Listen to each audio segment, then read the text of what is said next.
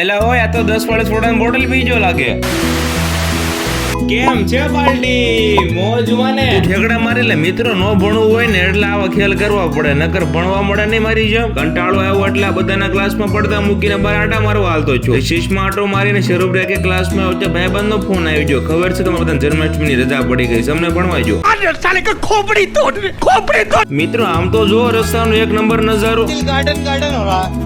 લ્યો એક બાજુ પથારી ફેરવી બીજી બાજુ શરૂ છે. साले को हम से उड़ा दूंगा एक बार हाथ में आ जाए तो. કામકાજ તો બુલેટ ટ્રેન ની જેમ છે, જોવી ક્યારે પતે. આવી જો બાજુની સોસાયટીમાં અહીંયા 5 કિલો કાજુ આપીને દુકાને આવે ત્યાં કારીગર તો જમવા બેસી જાય, શેઠ તો ઉભા થઈ જાય લાગે મુખો સાબુ. ઓલા ફુગા વાળા તો 15 રીતા ખીતા ખોડીને બેસી જાય, જાણે એનું ન હોય તો મારું ક્યાં. આ તો સોડા પીને રોડો છે હુઈ જો લાગે.